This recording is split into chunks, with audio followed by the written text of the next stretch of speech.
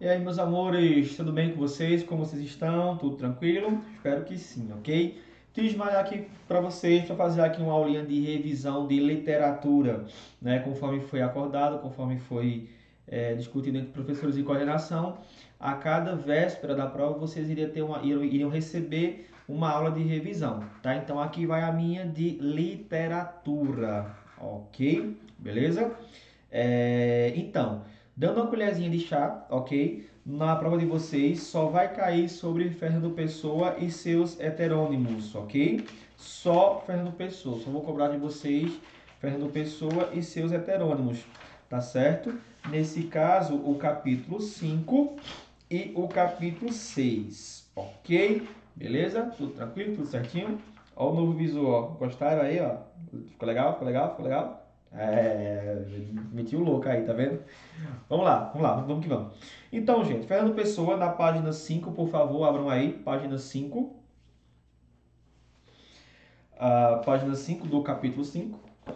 Fernando Pessoa é considerado um dos mais originais nomes da literatura em língua portuguesa e, ao lado de Camões, é frequentemente apontado como o grande poeta de Portugal. Então, se você fala, se você cita poesia, né, poetas em Portugal, nós vamos ter Camões e Fernando Pessoa, tá? Camões lá da época do classicismo, ok, na época do Renascimento, e Camões e Fernando Pessoa, né, aqui já século XIX, século XX, né, como ele coloca aí, 1888 a 1985. Então ele já é mais para cá, né, já é mais atual do que Camões.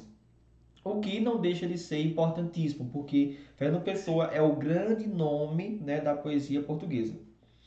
Como foi estudado no capítulo anterior, o poeta foi um dos integrantes da geração de Orfeu, né? Sendo considerado um dos escritores mais importantes do modernismo português, como a gente já tinha visto, né? Então ele é um dos mais importantes do modernismo e ele vai surgir assim, né? Ele vai eclodir, ele vai dar aquele boom, né? As suas obras na época da geração de Orfeu, aquela revista lá que nós vimos no conteúdo passado, ok? Conhecido por escrever utilizando recursos dos heterônimos, nós conhecemos ele, né? Já tivemos aula sobre isso, né? Pessoa também assinou parte de sua obra com o seu próprio nome, ou seja, produzida pelo seu ortônimo, né? Que é o equivalente ao nome real do autor que escreve, ok? Utilizando pseudônimos, né? Como é o caso de Fernando Pessoa. Então, nesse caso, o Fernando Pessoa tanto tem obras como ele mesmo, né? Como tem esses heterônimos. E só a gente já vendo aí o que são esses heterônimos, né? O que era, Ismael? Revisa pra gente. São personagens, né, criados por pessoa, e esses personagens é como se eles tivessem vida mesmo, como se eles realmente fossem seres humanos, né? Mas não são, são personagens que muitas pessoas, muitos estudiosos dizem que são personalidades do próprio Fernando Pessoa, né? Ele vai pegar um pouco das personalidades que ele tem e vai colocando nesses personagens, nesses heterônimos, né? Daqui a pouco a gente vai falar mais sobre isso, ok? A poesia de Fernando Pessoa é classificada, de maneira geral, em duas fases. Quais eram essas fases? A poesia lírica e a poesia saudosista, ok? Saudosista que vem de uma coisa saudosa, de saudar daquilo que já se foi, tá? A primeira fase, a lírica, né, realiza um resgate dos temas, dos ritmos e das tradições populares portuguesas, né? Então, olha só, resgate dos temas, tá? Dos ritmos e das tradições populares portuguesas. Então, é aquele apego à cultura portuguesa, daquele amor, aquela paixão ao que um dia, né, aos temas como navegação, ao heroísmo e até mesmo o próprio ser humano, o próprio sentimento, tá? É tanto que ele coloca aí como exemplo, né? É marcado sobre o poema isto. Dizem que finjo ou minto. Tudo que escrevo. Não, eu simplesmente sinto com a imaginação. Não uso o coração. Então ele está dizendo que ele não sente, né? Ele não coloca ali o sentimento, ele coloca somente a imaginação naquilo que ele escreve. Tudo que sonho ou passo, o que me falha ou finda, é como que um terraço sobre outra coisa ainda. Essa coisa é que é linda. Por isso escrevo em meio do que não está ao pé, livre do meu enleio, sério do que não é. Sentir, sinta quem lê.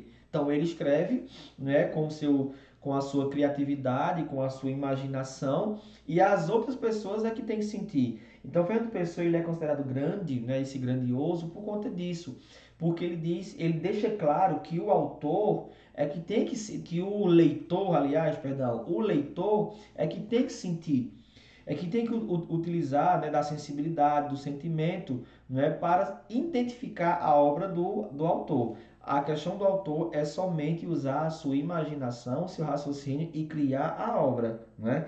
O leitor é que precisa sentir, segundo Fernando Pessoa.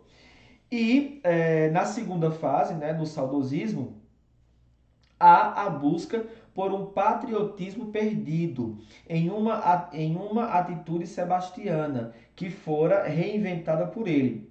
O livro de poemas Mensagem, né, é a mais alta expressão desse momento de produção pessoana. Isso por quê?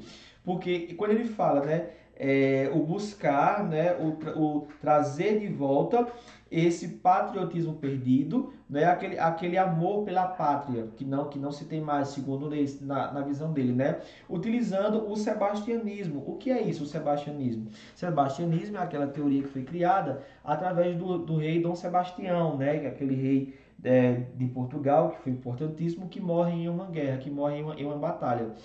E esse sebastianismo virou um culto, tá? Ele vira um culto. O culto ao rei Dom Sebastião, que segundo a teoria, ele iria retornar, né, lá da morte, iria voltar para poder salvar o povo português e tal. Então torna-se um culto, torna-se uma história, né, onde os portugueses, segundo Pessoa, deveriam exaltar essa história, deveriam trazer de volta esse sentimento patriótico que se foi perdido através desse sentimento do sebastianismo, ok? Em Fernando Pessoa são comuns a musicalidade e a subjetividade principalmente, né? Já que ele cria heterônimos, então algo é tudo muito subjetivo. A metalinguagem e a intertextualidade, principalmente em relação a temas saudosistas, né? Então, quando ele vai falar de temas saudosistas, da questão da saudade, da exaltação daquilo que já passou, ele traz uma linguagem intertextual e também uma linguagem subjetiva. A exemplo de Teixeira de Pascoais, no qual se destaca o mito de Dom Sebastião, esse que eu acabei de explicar, né? E tudo que está ligado a Portugal. Mensagem foi o único livro publicado por Fernando Pessoa em vida. Ok? Então, é colocado, né, através de Fernando Pessoa, essa questão do saudosismo aí do sebastianismo. Ok? E Fernando Pessoa fica altamente famoso, né, por seus heterônimos, né? Aí ele coloca aqui, na página 7, acompanhe aí por gentileza, tá? Como foi visto, a produção pessoana pode ser dividida em dois momentos, um marcado pelo lirismo e outro pelo nacionalismo, né? Além disso, Fernando Pessoa criou uma série de personagens poéticas chamados de heterônimos. Então, esses heterônimos eles são personagens poéticos, tá? E esses personagens, tanto eles têm ações, como eles também escrevem textos. Então, você vê, são personagens, não é? Por isso que a maioria das pessoas dizem que esses heterônimos, esses personagens, eles de fato fazem parte da personalidade de pessoa. Isso por quê? Porque esses personagens escrevem, né, de acordo com a sua realidade, com a sua característica. Interessante isso, né? Por isso que ele foi considerado grandioso. Pesquisas sobre a vida e a obra do autor português apontam a existência de mais de uma centena de heterônimos. Caramba! No entanto, ao longo deste e do próximo capítulo serão considerados os mais completos e significativos, que é Alberto Caeiro, Ricardo Reis, Álvaro de Campos e Bernardo Soares, ok? Os dito cujo aqui 4 que vão cair na provinha de vocês, beleza? Esses 4 aqui vão cair lá na prova, já deixando uma diquinha aqui para o meu segundão amado, ok? Cada heterônimo possui uma biografia detalhadamente construída, com local, data e horário de nascimento definidos, bem como características físicas estipuladas, como altura, traços fisionômicos e etc. Né? Toda essa minúcia no desenvolvimento dessas personalidades poéticas tem correspondência na poesia. Então, todos esses heterônimos de pessoa, eles têm suas características. O dia em que nasceu, tudo direitinho, a hora, o local, não é? A sua característica física, e tudo isso vai estar lá dentro da poesia de cada heterônimo, ok? Beleza? Revisados sobre os heterônimos, vamos começar com Alberto Caeiro, ok? É o primeiro heterônimo aí que a gente vai ver sobre pessoa, tá? Na página 8, por gentileza, coloquem aí. Ok? Vamos lá. Alberto Caeiro é considerado o mestre dos heterônimos e do próprio Fernando Pessoa. Paganista, pensa de forma simples, sem questionar, seu espaço único é a natureza. Então o cara era um naturalista, tá? Ele é considerado o mestre dos heterônimos, era o principal, o que teve mais, não é poder não, o que teve mais alcance aí, né, poético, né, das pessoas. Era pagão, pensa de forma simples, era um cara simplista, não é? E sem questionamentos, e seu espaço era a natureza. Para Alberto Caeiro, que visa a total objetividade e nega qualquer transcendência, não há mistério nas coisas, né? Ele visa total objetividade, é um cara objetivo, tá? Um cara altamente, ele negava essa transcendência, essa coisa platônica e tal, ele era totalmente objetivo. Para ele, a alma isolada é inexistente, pois é algo que não se vê. Ela só passa a existir quando se une ao corpo, que é palpável e visível. Então ele dava ele ligava mais, né, digamos assim, dava mais importância ao que era sensível. Para ele, a alma era algo totalmente inexistente, só a alma em si, porque ela precisava do corpo. Não é o que é a alma sem o corpo, não é nada, né? Então dá pra gente ver que ele era um cara bem que visava, né, que tinha essa visão do material, do físico, né, bem naturalista mesmo. Na visão pagã, por isso que ele não dá tanto valor assim à questão da alma, né, porque ele era pagão, ok? Alberto Carreiro, na visão dele, né, Cristo existe desde que materializado. Pode-se uma flor ou qualquer fenômeno natural. Pode ser, aliás, né? Uma flor ou qualquer fenômeno natural. Então, para ele, o que vale mesmo é a questão do corpo, é a matéria, tá? A alma em si, né, não tem muito valor, não, ok? A própria natureza é sempre desigual, por isso, para ele, não existe harmonia. As coisas são diferentes uma das outras. Caeiro não se prende a nada, para ele viver é normal. O mundo é aquilo que se sente. Os meus pensamentos são todas as sensações. Quando ele fala os meus pensamentos são todas as minhas sensações, ele é bem aristotélico, né? Ele é bem dizendo que eu só posso saber as minhas sensações daquilo que eu sinto. O cheiro que eu sinto das coisas, o gosto que eu sinto das coisas, ou como eu vejo as pessoas, o toque. Então, os meus pensamentos, aquilo que vem na minha razão, é tudo sensação. É tudo coisa empírica, né? Tudo que eu posso tocar, que eu posso ver, que eu posso sentir o gosto, que eu posso cheirar. Então, eu só tenho de conhecimento o que vem através das minhas sensações, né? Ele é bem aristotélico. E a poesia de Alberto Caeiro é formada por 3 conjuntos de poemas intitulados O Guardador de Rebanhos, O Pastor Amoroso e Poemas em Conjuntos, né? São os 3 aí principais. E aí na página 8 e na página 9, vocês têm aí exemplos que dá pra gente conhecer um pouco mais dele, ok? Beleza? Tudo tranquilo? Tudo certo? Então esse foi Alberto Caeiro, tá? Pagão, naturalista, né? Tudo vindo da natureza. Meus pensamentos são sensações, é aquilo que eu penso, que eu cheiro, que eu sinto, que eu toco, né? Tudo através da experiência, bem aristotélica a visão dele. Esse negócio de alma, aquela coisa platônica e tudo, segundo ele, não rolar, ok? Beleza? Tranquilo? O nosso segundo heterônimo aí é Ricardo Reis, ok? Ricardo Reis Como era um aplicado estudioso da cultura clássica, né, do latim, do grego e da mitologia. Então, Ricardo Reis, a gente já vê aí que ele adorava a cultura clássica. Aquela lá da Grécia, da Roma, o latim, ok? A mitologia.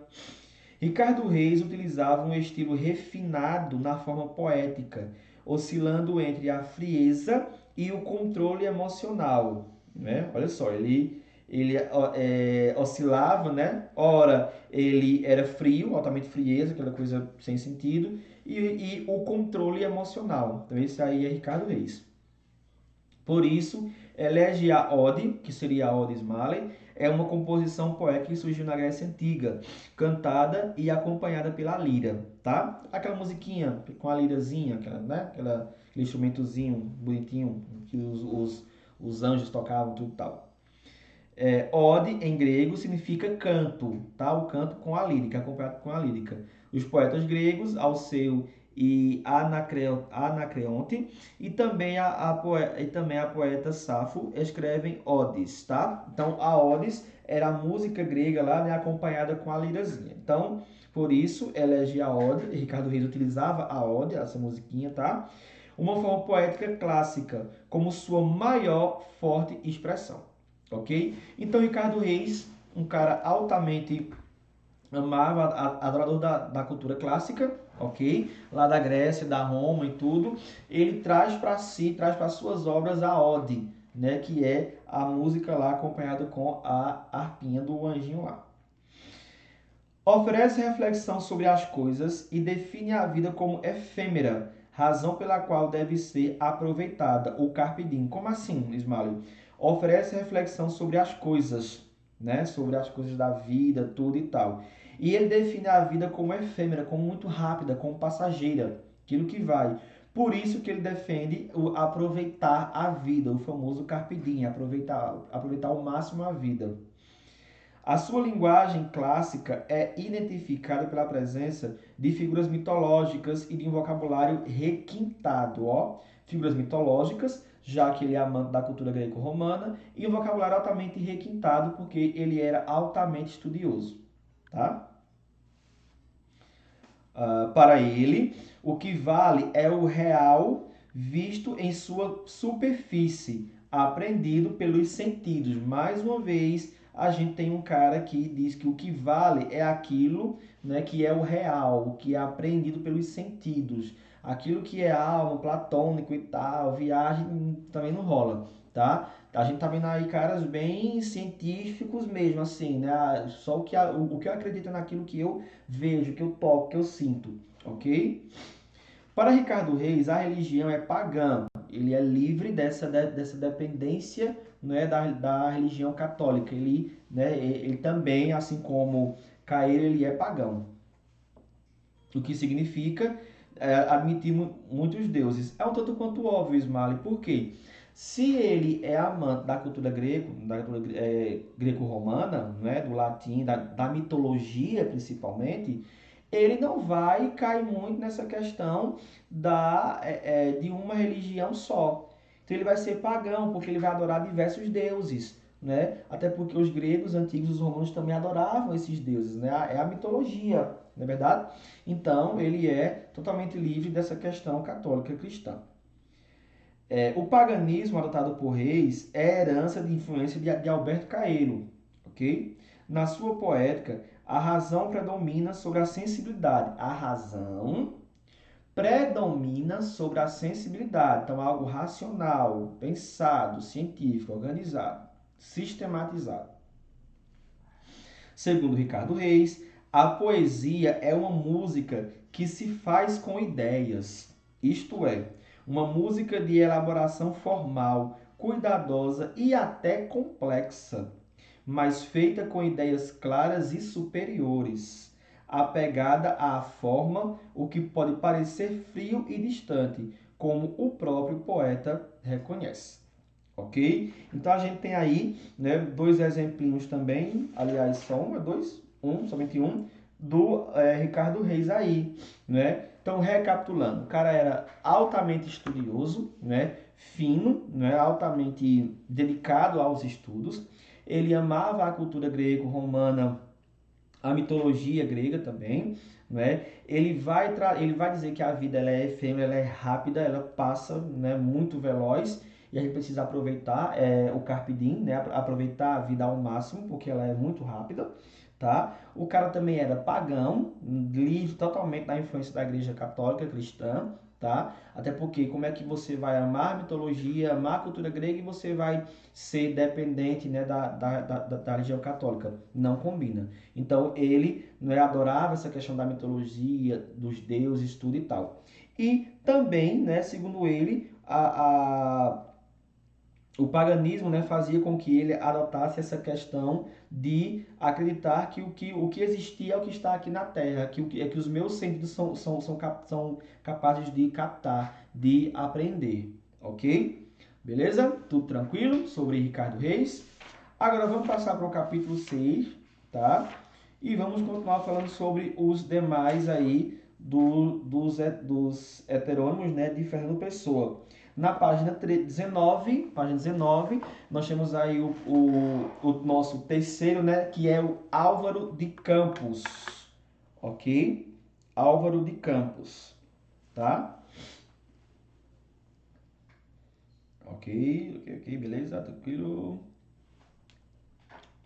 Vamos lá? Álvaro de Campos, né, é um dos heterônimos mais conhecidos de Fernando Pessoa. Segundo o próprio Pessoa, dentro de um vasto espectro ideológico e estético em que se situam seus heterônimos, ele é o oposto de Ricardo Reis. Em outras palavras, Reis e Campos representam olhares antagônicos diferentes, né, sobre uma mesma realidade. Então a gente já tem uma dica aí, né? Álvaro de Campos ele era totalmente o oposto de Ricardo Reis. Ricardo Reis era pagão, estudioso, mitologia grega, tudo e tal, um tanto quanto cientista, né, cético, porque para ele, né, os sentidos é quem davam, né, o conhecimento a ele, ok? É... Cadê? Segundo Fernando Pessoa, no terceiro parágrafo, gente, tá? No parágrafo 3. Segundo Fernando Pessoa, Álvaro de Campos nasceu em Tavira. Teve uma educação vulgar de liceu, né? Enquanto Ricardo Reis era altamente dedicado Álvaro de Campos teve uma educação vulgar, né? Depois foi mandado para a Escócia, onde graduou-se em Glasgow. Cursou primeiramente engenharia mecânica e depois engenharia naval. Essa educação vulgar, gente, não quer dizer que foi na rua assim jogado, não, tá? Mas educação totalmente popular, bem popular mesmo, bem do povão, para todo mundo, ok? E não requintada como a de Ricardo Reis. A construção da personalidade de Álvaro de Campos é direcionada para que ele seja concebido como símbolo de um paradigma industrializado e cosmopolita da civilização, na qual a Europa realizou-se de modo mais emblemático, né? Por esse motivo, Pessoa considera Campos como heterônimo em que o estado de nervosismo e inquietação se expressa com maior intensidade. Isso por quê? Porque Álvaro de Campos, ele é aquele heterônimo de pessoa que ele vai crescer em meio ao caos, ele vai se desenvolver em meio ao caos da civilização, né? Da cidade. A industrialização, aquele corre-corre, pessoas passando, correndo, né, para as indústrias e fábricas, e desenvolvimento econômico, desenvolvimento científico, as máquinas, aquele clima, aquele cenário de euforia, né, de uma cidade em crescimento e desenvolvimento devido à industrialização. Então ele cresce a esse meio, tá?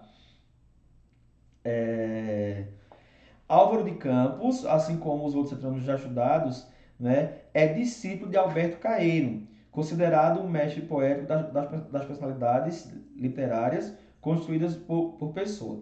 No caso de Campos, né, Álvaro de Campos, uma característica marcante herdada de Caeiro é o sensacionalismo. Então, Álvaro de Campos ele vai herdar o sensacionalismo, tá? De Caeiro. A gente vai já ver o que é isso, tá? Com mais profundidade, porque é a segunda fase da poesia dele, ok? Todavia, aliás, eu falei sensacionalismo, é sensacionismo, gente, tá? Desculpa, não é sensacionalismo, é sensacionismo, tá?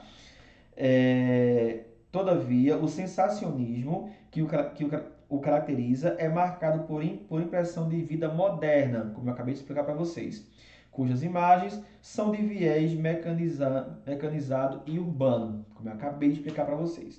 Ok?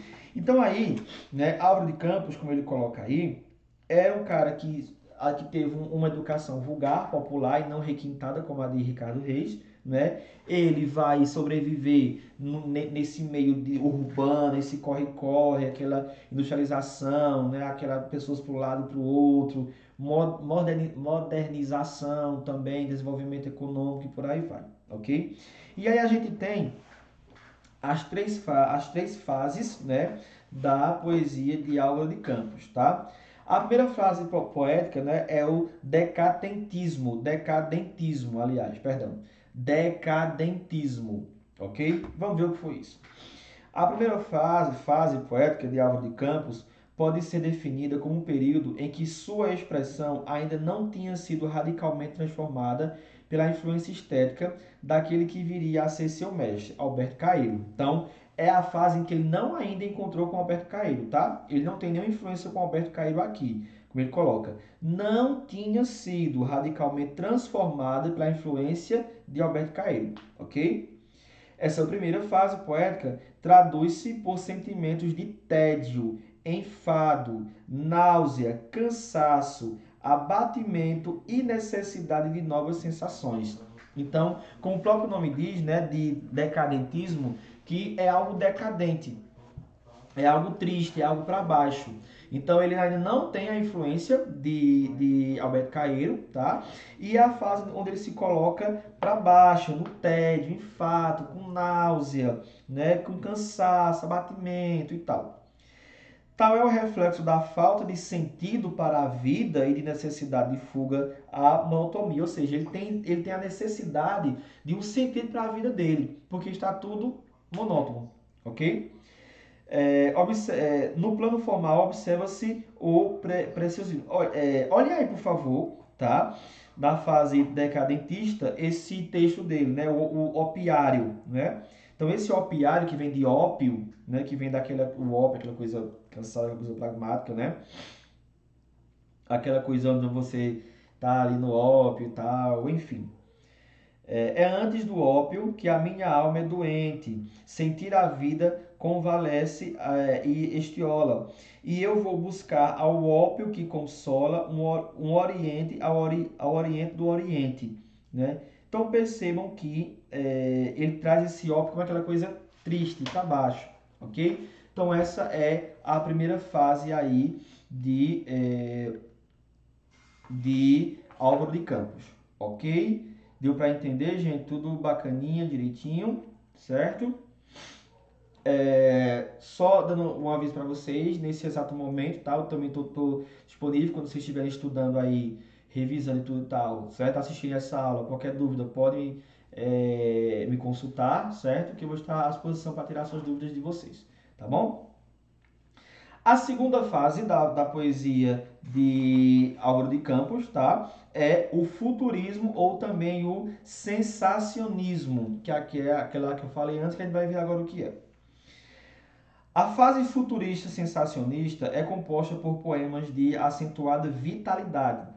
Durante esse período, Álvaro de Campos expressou paixão pela mecanização da vida, pois vislumbrava na civilização moderna o que designava como belo feroz, a oposição perfeita à concepção clássica da beleza, do caráter, né, ameno e estático. É tanto que na página 20, olhem aí, né?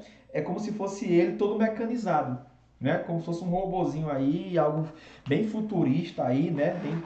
Seria o homem do futuro, né? Esse homem mecanizado, esse homem robô. E percebam que ele já melhora aí, né? A fase anterior ele tá bem para baixo, tá no ópio ali, tristônio, e agora já dá uma melhorada, né? Expressou paixão pela mecanização da vida. Então ele já começa a despertar alguma beleza na vida. Né? Já começa a despertar algo bom, né, que tem ali na vida, que seria a mecanização dela. Tanto que ele é todo mecanizado.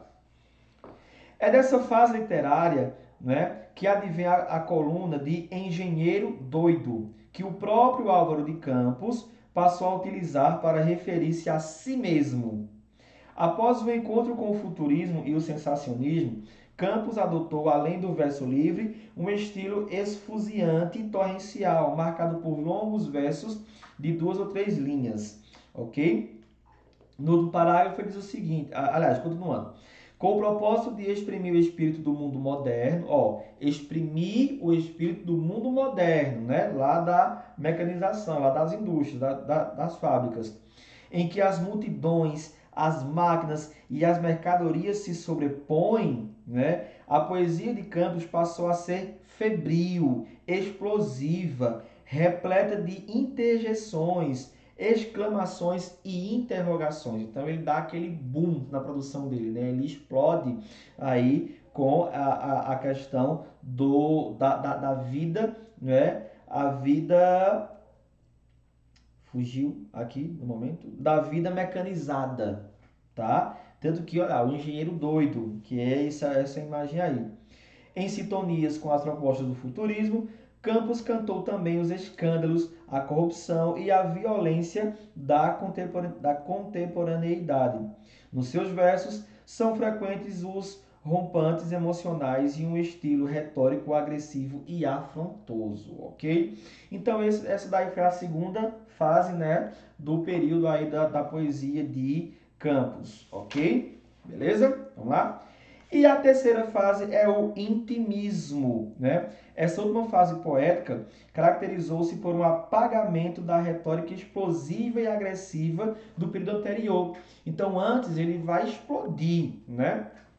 E se você perceber, é até um pouco parecido com o que a gente passa, né? Primeiro vem aquele momento de triste, no ópio, aquela coisa ali assim, né, tal e tudo, aquela náusea, aquela angústia, de repente a gente explode, né? E aí ele, já que o contexto de vida dele é nessa civilização mecanizada, máquinas, indústrias, o povo, aquele vulco-vulco, né, o vai e vem da sociedade, então, já que ele vive nesse contexto, ele explora isso, né, em seus textos.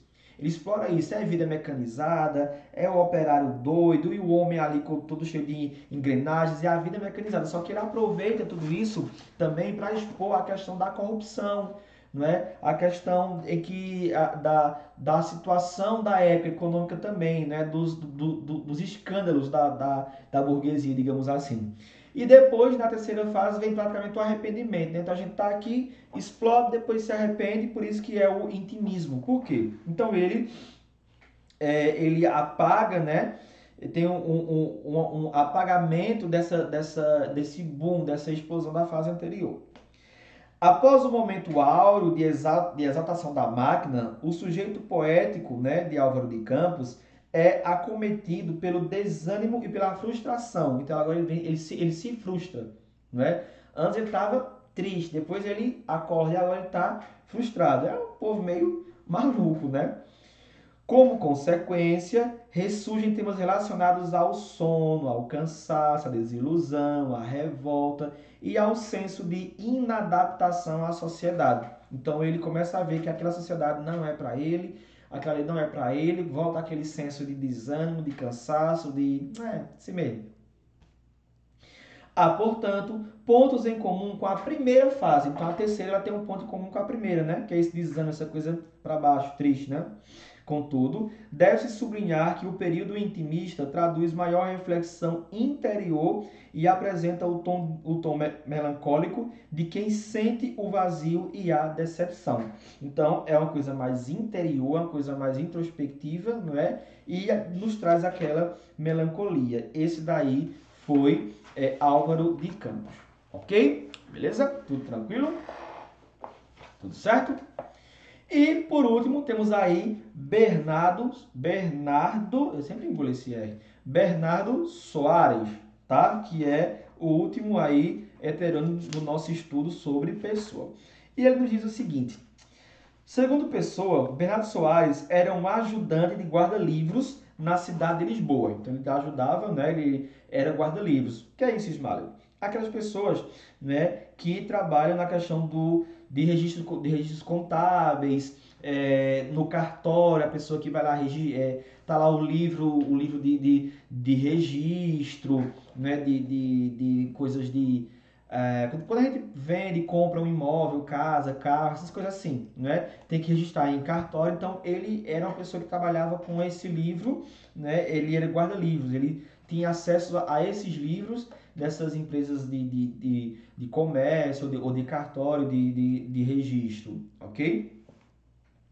Sua obra, livro do Desassossego, né, a principal obra dele, é uma espécie de diário ou caderno de notas de um empregado de escritório em Lisboa. Ou seja, os escritos contidos no livro deveriam ser, em alguma medida, a crônica do cotidiano de um profissional que tem por função realizar o registro da contabilidade e das transações de uma empresa de negócios, escriturando seus livros mercantis. Então, né, nesse livro, o Desassossego, né, nessa obra, aliás, livro do Desassossego, estava ali contido, né, era o diário, era o caderno, né, era o dia a dia de Bernardo Soares, que trabalhava em uma empresa com os livros da contabilidade dessa empresa, ok? Ele era responsável por registrar, né, as transações contábeis dessa empresa, certo? Na verdade, o livro do Desassossego é um texto fragmentário escrito sob forma de um diário, sem datas, com inúmeras anotações, sem organização aparente. Predomina na obra a introspecção autociente, né, e desalentadora de caráter digressivo, tratando temas como tédio, náusea, angústia e a saudade da infância. Então a gente tem aí, né, um cara, o Bernardo Soares, trabalhava com esse livro, tá? Com esse livro contábil, né, de registros contábeis, certo? Dessa empresa. Ele era um cara que ele tinha muita saudade da infância dele. Então, por ter saudade da infância, ele trazia esses sentimentos, né, de tédio, de náusea, de angústia, ok? E aí, na página 25, né, o interessante é que, coloca aí, Fernando Pessoa não categorizou de fato Bernardo Soares como um heterônimo, com efeito em uma de suas cartas. Pessoa comenta que Soares, né, Bernardo Soares, é um semi-heterônimo. Por que isso? Isso é um indício de que as trajetórias de Bernardo Soares e Pessoa são bastante semelhantes, né? Então, como o Bernardo Soares é muito semelhante à pessoa, ele diz que ele não é um heterônimo 100%, ele é um semi, ele é um quase. Por quê? Porque a partir do momento que você coloca muita sua personalidade, deixa de ser um heterônimo, né? É você mesmo que está ali. Então não é um personagem, é você. Então por isso que ele é um semi-heterônimo, ok? Soares, em sua função de guarda-livros, teria passado boa parte da vida nos quarteirões da Baixa Lisboeta, uma região lá de Lisboa, tá? Escrevendo fragmentos de sua prosa poética nos intervalos entre uma ou outra tarefa burocrática. Então ele escrevia, né, suas obras, né, sua poesia, o seu livro, no intervalo das tarefas que ele tinha lá na empresa, né, guardando o livro de registros. Fernando Pessoa, por sua vez, exercia a função de redator e tradutor de cartas comerciais e transitivas, portanto, em uma atmosfera similar àquela representada de Bernardo Soares. Então, Fernando Pessoa, ele tinha o trabalho, né, dele era bem semelhante ao de Bernardo Soares, por isso que ele é considerado como um semi-heterônimo. Né? Aí ele coloca aqui, por esse motivo, né, a crítica especializada vem buscando demonstrar que esse jogo de máscaras operado por Bernardo Soares entre a heteronomia e a semi-heteronomia permite relativizar o estatuto de ortônimo que Fernando Pessoa confere a si mesmo quando escreve. Né? Então, é como se fosse um debate se ele é ou não é um heterônimo, ou se ele é um anônimo como é o próprio Fernando Pessoa. Ok, meus amores? Então essa foi a nossa revisão. Só lembrando que na prova de vocês só vai cair Fernando Pessoa e os heterônimos, ok? Bom estudo para vocês, estou aqui à disposição para tirar dúvidas. Beijo, boa prova e até mais.